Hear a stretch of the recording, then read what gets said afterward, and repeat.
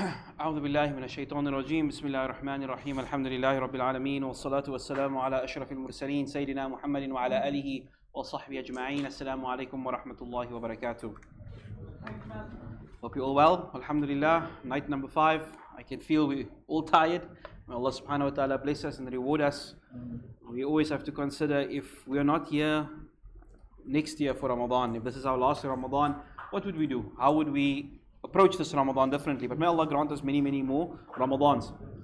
Every night we give one of these tips, inshallah. So yesterday we said, try to make as much sunnah in your home, and there's goodness in that. And then of course, one of the big objectives of Ramadan is to make as much night salah as possible. If you could make the entire night in salah, then inshallah definitely you'll get Laylatul Qadr. But who can make the entire night every night for the whole month? There is a shortcut to do it. The Nabi sallallahu alaihi wasallam says, whoever stands in the Taraweeg salah in Ramadan with the Imam, whichever Imam it is, until he finishes the salah, then it will be recorded as if though you stood the entire night in salah.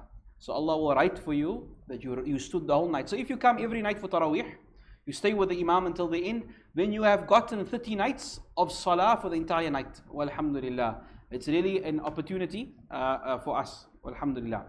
We continue with our stories of the Anbiya. Last night we mentioned Nabi Idris, and with the passing of Nabi Idris also there was an end of an age. The time from Nabi Adam for the next many, many centuries, even though mankind had made many sins and mistakes, the nature of man is that we are weak and that we have desires in us, and shaitan found it very easy to manipulate our desires. However, man always had the favor of Allah in that Allah subhanahu wa ta'ala would grant us Jannah simply on La ilaha illallah. That whoever stands before Allah, no matter how many sins you have, no matter how bad your life is, we know from the hadith, if you stand before Allah and your kalima is intact, that you worship none besides Allah, that you had a relationship with Allah, then inshallah you will enter Jannah. This is a guarantee from Allah. And shaitan could not defeat this guarantee. There is no way you could invalidate this. No matter how much sin he got us to do, he could not get us to commit shirk and to reject Allah. And as we said, shaitan is a psychologist, is perhaps the smart, he is the most knowledgeable person or creature of human nature. And for 10,000 years, he was working on this experiment. How do I create shirk? And he finally cracked the code. It was not going to be in the clubs and in the bars and in the casinos where people commit shirk. He realized it was in the masjid. It was in the places of worship. He would take not your sin, and not your weakness and your envy and your jealousy. He will take your devotion, He will take your iman, and He will put a misguidance in it, and that is how He invented shirk, and He cracked the code. And when He did that, Allah subhanahu wa ta'ala responded by sending one of the greatest anbiya, one of the greatest men to walk the face of the earth, Nabi Nuh alayhi salatu wasalam. Nabi Nuh is mentioned 43 times in the Quran, and the entire 71st surah of Nabi Nuh, the 71st chapter, is called Surah Nuh after Nabi Nuh. He is the first messenger. So up until now, Nabi Adam was just a prophet, and Nabi Idris and Sheikh, they were prophets. Now you have the elite, the messengers, the Rusul. Nabi Nuh was the first of the messengers of Allah. And he's not only of the messengers, he's also of the elite 5. There are 5 messengers who are the ultimate messengers. They're called the Ulul Azm, the 5 supreme messengers. Nabi Nuh is the first of them. Nabi Ibrahim, Nabi Musa, Nabi Isa, and Nabi Muhammad sallallahu alaihi wasallam is that 5. Nabi Nuh is the first of the Ulul Azm. And so we have in a hadith in Bukhari that the Nabi sallallahu said that Nabi Nuh, the period from Nabi Adam to Nabi Nuh was 10 centuries or 10 generations. And Nabi Nuh was the great-grandson of Nabi Idris, according to the historians, Allah Alam. And when he grew up, in Nabi Nuh's time, shirk had taken prevalence. That Tawheed, Masajid, places of worship were not for Allah anymore, it was for statues. If you came into a masjid, you wouldn't find salah to Allah, but there would be statues inside the masjid. There would be temples now. And so Allah sent Nabi Nuh to rectify his people. His people, they had 5 gods or 5 idols that they venerated the most. There were 5 special idols, and Allah mentions their names in the Quran. Allah says in Surah Nuh, وَقَالُوا, the people said to Nabi Nuh, لَا تَذَرُنَّ, we will never leave آلِهَتَكُمْ. They will, rather Nabi Nuh says, oh Allah, they will never leave their idols, their gods.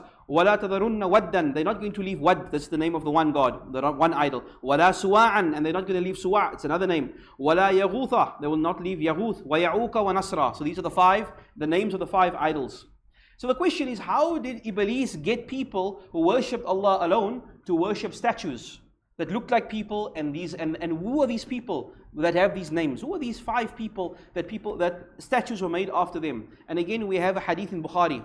It mentions that, or rather we have a narration from Ibn Abbas radiallahu anh, that these 5 were very, very pious men. These were awliya, who had, because of their devotion, they had karama, they had blessings. And the people used to learn from them. You know, as people drift away from Islam, or drift away from a religiosity, those who are on the deen, people venerate them. People elevate them. They're like gurus. And these people didn't ask to be gurus. Like Nabi Isa doesn't ask that the Christians worship him. They were just pious people. And they were teachers. And they were ulama and shuyukh. And their followers really glorified them when they died. You know, when someone dies, sometimes we romanticize the Sheikh. We make him bigger than he was. And so, Shaitan encouraged the people to reflect on those pious awliya that had passed away. How great they were and how holy they were. And that we should emulate them and follow them. And we should remember them as much as we can. And then we should build shrines on their graves. And visit their graves every so often. And why should we only build shrines on their graves in the cemetery? Why not build pictures of them and statues of them throughout the city? And with time, generation after generation, eventually people said, it is because of these statues that calamities don't befall upon us. It is because of these awliya that the rain come down. And it's because through them that barakah comes, that Allah assists us. And when things are difficult, we ran to the graves of those awliya, and we asked the graves of those awliya and not Allah. And soon the dependency shifted from Allah to Wad and Yaghutha and Ya'uka and Nasra, and they started to worship them. And really Iblis has found, and this is common to every culture and race, that man will not worship anything other than the pious predecessors. Look at the African cultural religion. Who do they worship? The ancestors. Who do the Christians worship? Nabi Isa. And who do the people that go to graves and shrines? They worship the awliya. And so this is in the nature of man, that we venerate the previous predecessors, that they were so holy and righteous and pious, and through them they have special barakah, and so they began to worship them. And that is why the Nabi Sallallahu Alaihi Wasallam said before he passed away, and subhanAllah, the Sahaba didn't know he was talking about his own death. The Prophet is lying on his deathbed, and his Sahaba around him mentioned the cathedrals in Abyssinia. They said, wow, remember how great the cathedrals were. And the Prophet said, that's very bad, those cathedrals. Why? Because every time a wali passed away, the people built a church. Every church has a dead person inside of it. And so he says, the Nabi said, the people who built places of worship, they built masjids on the graves of every dead man who was righteous. These are good people that died. No fault of the dead man. The imam, the shuyukh, they were good. But the people built graves on them. And they made pictures out of them and statues of them. They are the worst creatures in the sight of Allah. This is one of the gravest of all sins. This is worse than the person in the disco. The person committing zina is the person who builds shrines on dead people for the purpose of worship. And so Allah sent Nabi Nuh to fix this. Nabi Nuh said, Allah says in the Quran in Surah Hud, and I want you to look at this ayah, and especially Surah Hud. This surah, it's going to come again and again and again. And you'll see exactly every Nabi almost follows the exact same message. Allah will say, and we sent Nuh and Hud and Salih and everyone. And then just look at the next ayah. So Allah says, وَلَقَدْ أَرْسَلْنَا نُوحًا إِلَى قَوْمِهِ. So we sent Nabi Nuh to his people. إِنِّي لَكُمْ نَذِيرٌ مُبِينٌ. He said, I am here to warn you. I am here to warn you. أَلَّا تَعْبُدُوا إِلَّا اللَّهِ. If anyone recites the Quran, and you were to take one message out of the Quran, it's this. The whole religion of Islam is Allah ta'budu illallah. Do not worship anyone besides Allah. Inni akhafu alaykum adhaba yawmin alim. I fear for you a severe punishment. It must be mentioned here that when people committed murder, Cain and Abel, and zina, and Nabi Adam ate from the tree, Allah was off forgiving. Allah does not send adhabs down. But here, they have done something where the adhab of Allah is justified. So Nabi Nuh is saying, your people are doing something that will open the doors of destruction. A door which Allah has never opened up. But what you are doing is starting the adab, bringing the adab. And Nabi Nuh's message of go back to Allah, worship Him alone. He is the only one that can give you rizq. If you are sick, turn to Him. If you need money, turn to Him. And of course, only those, and this is the way of the Anbiya, only the weak, the poor, those who didn't have status in society, they were the ones that followed him. And as for those who like the status quo, they're wealthy, why should we listen to Nabi Nuh? And so the leaders and the chiefs began to argue with Nabi Nuh, and their arguments are in the Quran. So in Surah Hud, فَقَالَ الْمَلَأُ, the chiefs of his people said, of the disbelievers of his people said, مَا نَرَاكَ إِلَّا بَشَرًا. Nuh, you saying Allah speaks to you? We see you just as a man like us. You just flesh and bone like us. وَمَا نَرَاكَ, and we don't see anybody that follows you. Your followers are the weakest, poorest, most illiterate amongst us. Only the worst of us are your followers. Your masjid, your cult is just with slaves and the poor. Do you really believe that you are on the right path? And even they only follow you because they are stupid, because they are not thinking. They are weak of mind. وَمَا نَرَى لَكُمْ عَلَيْنَا مِنْ فَضْلٍ بَلْ نَظُنُّكُمْ كَاذِبِينَ, and we do not see any merit in you. In fact, we think you are a liar. So Nabi Nuh said to you, O my people, consider I stand with clear evidence. I'm coming to you with clear arguments, logic. I'm telling you the truth from my Lord. And He has blessed me with a mercy from Himself. I can't, like Nabi Nuh saying, I'm not honoring myself. Allah has made me a Nabi.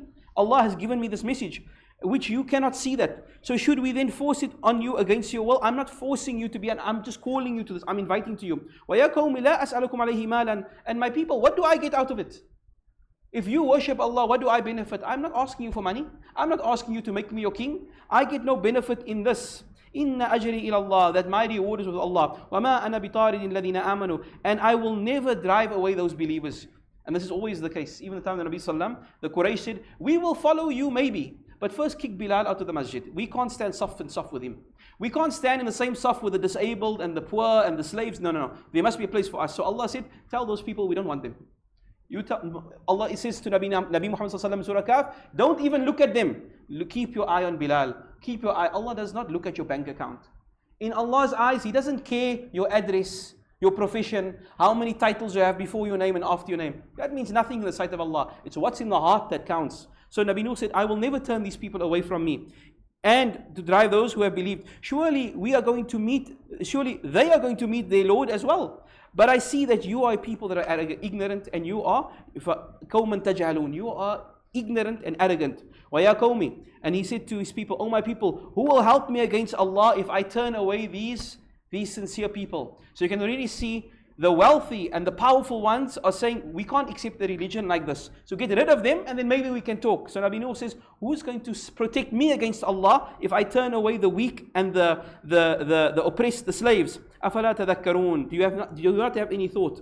وَلَا أَقُولُ لَكُمْ, and I do not say, إِنِّي خَزَائِنُ in Allah. I do not say I'm anything special. Nabi Nuh is saying, I don't say that I have the treasures of Allah. Nor do I say I know the unseen. And this is what's beautiful about the Anbiya. Sometimes we elevate even the Anbiya, they are like superheroes. What's great about the Anbiya is that they are people. They were fathers, they had wives, they had parents, they struggled. So Nabi, look at the humanity. He says, guys, I'm not telling you I have the treasures of Allah, nor that I know the unseen, nor do I say I'm an angel. And I do not say of those whom you look down upon that Allah will not bestow the mercy on them, that you are better than them. I can't say that. Allah knows what is in themselves and in their beliefs. In that case, I should indeed be one of the dhalimin. I'll be a transgressor. So Nabi Nuh is standing firm that he will not change his da'wah to be convenient. You see, in every society, there are elements of the da'wah we like. We like this part of Islam and that part of Islam. But the minute you say, you're not allowed to do this sin or do that, now we don't like it. Change the da'wah a little bit. Make this halal. Get rid of that hijab part. Get rid of the interest part. We don't like that talks. Talk about the softness of the Nabi Sallam and how he loves the children and environment. That part we like. But get rid of these other parts. Nabi Nuh says, no, Islam is not on your terms. Islam is on Allah's terms. So Nabi Nuh now persists in his da'wah. So now this continues for such a long time, and subhanallah, you begin to see Nabi Nuh's frustration. But of course, this is after 1,000 years of da'wah. قال ربي إني دعوت قومي ليلا ونهارا. Nabi Nuh now says to Allah, oh Ya Allah, I have called my people night and day, Ya Allah. Laylan wa nahara, Ya Allah, I've called them. This is Nabi Nuh pleading to Allah. I don't know what to do anymore. I'm finished, Ya Allah. فَلَمْ يَزِدْ دُعَائِ إِلَّا فِرَارًا. And nothing, that the more I call them, the more they reject me. It just increases. وَإِنَّ كُلَّمَا دَعَوْتُهُمْ لَتَغْفِرْ لَهُمْ. I'm calling to them that Allah may forgive you. جعلوا أصابعهم في آذانهم. They put their fingers in the ears. واستغشوا ثيابهم. And they put their garments over their heads. وأسروا واستكبروا استكبارا. And they persist and they become more and more and more arrogant. ثم إني دعوت جهارا. Ya Allah, I gave public announcements to them. ثم إني أعلنت لهم وأسررت لهم إسرارا. And I spoke to them in public and in private. I went to each one of them individually, trying to reason them. فَقُلْتُ, and I said to them, subhanAllah, this is a beautiful ayah. فَقُلْتُ إِسْتَغْفِرُوا رَبَّكُمْ إِنَّهُ كَانَ غَفَّارًا. I said to them, just ask Allah to forgive you. Just say, Ya Allah, forgive me, because He is most forgiving. And if you do that, this is for all of us. If you ask, Ya Allah, forgive me, Allah says, يُرْسِلِ السَّمَاءَ عَلَيْكُمْ مِدْرَارًا. Allah will open the skies and send barakah upon you. وَيُمْدِدُكُمْ بِأَمْوَالٍ. And He will increase your money. He will give you the raise that you wanted, the promotion you wanted. وَبَنِينَ. And He will give you more children. وَجَعَلْ لَكُمْ جَنَّاتٍ وَجَعَلْ لَكُمْ أَنْهَارًا. And He will give you gardens and He'll give you treasures. مَا لَكُمْ تَرْجَوْنَ لِلَّهِ وَقَارًا. What is wrong with you that you do not fear Allah and you do not hope in His reward and do not believe in His oneness? وَقَدْ خَلَقَكُمْ أَطْوَارًا. And He created you in different stages. So now, as we said, Nabi Nuh, his people would do the first major sin, and the response from Allah would be the first destruction. And inshallah, we'll continue tomorrow, bi'idhnillah. Last night's quiz, inshallah, quickly. Which two Anbiya are mentioned along Nabi Idris? Nabi Idris is mentioned twice in the Quran. Once that he was elevated. In another ayah, he's mentioned with Nabi Ismail and Nabi Dhul Kifl. So it's A and C. And Sakina Asmal. MashaAllah. And see, A and C, right? And Ismail Asmal. MashaAllah. Both got their prizes today. MashaAllah. Okay. And then Ismail not here? Yeah. He's here. Okay, alhamdulillah. SubhanAllah, we can't do tonight. Well, tonight's quiz, I didn't say how long, but okay, perhaps I'll just give you the answer. Nabi Nuh preached to his people for 1,000 years except 50. That's what the Quran says. 1,000 years except 50. So if you can do the math, inshallah, you can get the answer. And I just want to end off on this. Allah caused our life expectancy to become less and less and less as a mercy to us. The longer you live, unfortunately, the more sin you accumulate. So Allah reduced our time span to about, the Nabi says 60 to 70 years is the average lifespan of my ummah. But Allah gave us Laylatul Qadr, wherein which we can surpass the people of Nabi Nuh in ibadah. We can do more than them in ibadah with less time. And that is one of the reasons for Laylatul Qadr. May Allah grant us Laylatul Qadr. Ameen. Wa sallallahu sayyidina Muhammad wa ala sahbihi sallam mursaleen. Alhamdulillah Rabbil Alameen. Assalamu alaikum wa rahmatullahi wa barakatuh.